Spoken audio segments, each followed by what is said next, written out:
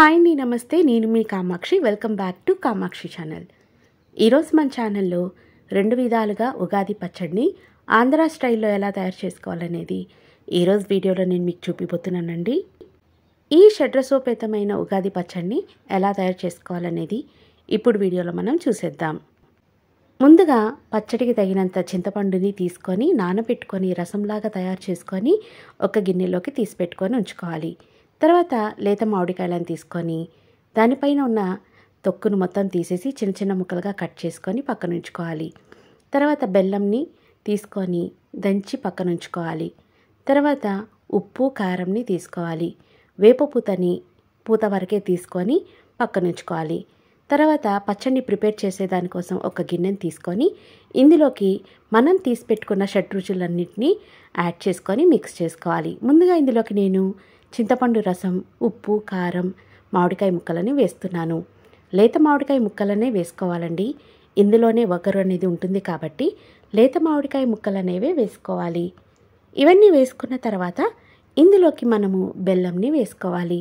బెల్లంని వేసుకుని తర్వాత ఇందులోకి ఫైనల్గా వేపపూతని వేసుకొని ఇవన్నీ బాగా కలిసేటట్టుగా మిక్స్ చేసుకోవాలి. ఈ షడ్రుచులు అన్నీ బాగా కలిసేటట్టుగా ఒకసారి బాగా మిక్స్ చేసుకొని తర్వాత ఈ పచ్చడిని దేవుడికి నైవేద్యంగా పెట్టి మనము స్వీకరించడమే. ఇది స్వీకరించిన తర్వాతనే ఇంకా ఏవైనా మనము తీసుకోవాలి.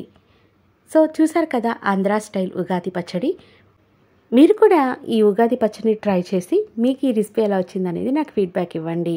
షడ్రసోపేతమైన ఉగాది పచ్చడి ఇప్పుడు మనం చూసేసాం కదా. ఇది ఆంధ్ర స్టైల్లో ఒక విధంగా ప్రిపేర్ చేసుకుంటామండి. మీరు కారంకి బదులుగా ఇందులోకి పచ్చిమిర్చి ముక్కలు కూడా వేసుకోవచ్చు.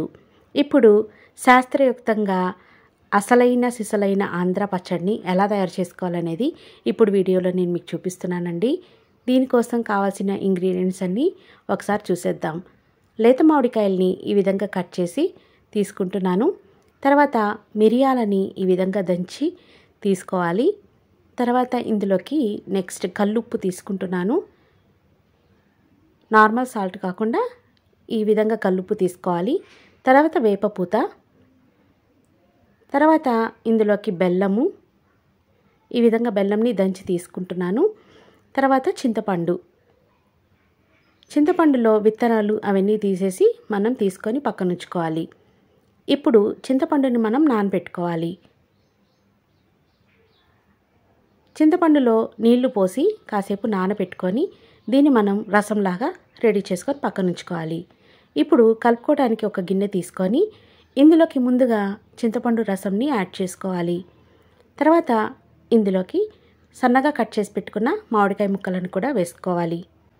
ఇలా మామిడికాయ ముక్కలు వేసుకున్న తర్వాత ఇందులోకి వేపపూతని వేస్తున్నాము. ఇక్కడ మనకి 3 రుచులు యాడ్ చేసుకున్నాము. ఒకటి పులుపు, వగరు, చేదు. తర్వాత తీపి, బెల్లంని యాడ్ చేసుకున్నాము. 4 రుచులు కంప్లీట్ అయిపోయాయి. నెక్స్ట్ 5వ రుచి ఉప్పు. ఇక్కడ కొంచెం కల్లుప్పుని వేస్తున్నాము. తర్వాత 6వ రుచి కారం. కారంకి బదులుగా ఇక్కడ మనం మిరియాల పొడి వేస్తున్నాం. ఇప్పుడు షడ్రుచులన్నీ వచ్చేసాయి కదండి. వీటిలన్నిటిని బాగా మిక్స్ చేసుకోవాలి. అన్ని రుచులు ఈక్వల్గా కలిసేటట్టుగా బాగా మిక్స్ చేసుకోవాలి. ఈ విధంగా బాగా మిక్స్ చేసుకొని దేవుడికి నైవేద్యంగా మనం నివేదించాలి. శాస్త్రయుక్తంగా అసలైన ఉగాది పచ్చడి అంటే ఇదే అండి. మీరు కూడా ఇది తప్పకుండా ట్రై చేయండి. మీరు ట్రై చేసి ఎలా వచ్చిందనేది నాకు ఫీడ్బ్యాక్ ఇవ్వండి. అంతే అండి. ఈ ఉగాది పచ్చడికి నేను 2 విధాలుగా మీకు ఆంధ్ర స్టైల్లో ఎలా తయారు చేసుకుంటారనేది చూపించాను కదా. మీకు ఈ 2 విధాలుగా ఏ విధంగా నచ్చిందో అది మీరు ట్రై చేసి మీకు ఎలా వచ్చిందని నాకు ఫీడ్బ్యాక్ ఇవ్వండి. ఈ రెసిపీ నచ్చినట్లయితే తప్పకుండా లైక్ చేసి షేర్ చేయండి. మంచి మంచి వీడియోస్తో రెసిపీస్తో మీ ముందుకు వస్తానండి. అంతవరకు బాయ్ అండి. Take care.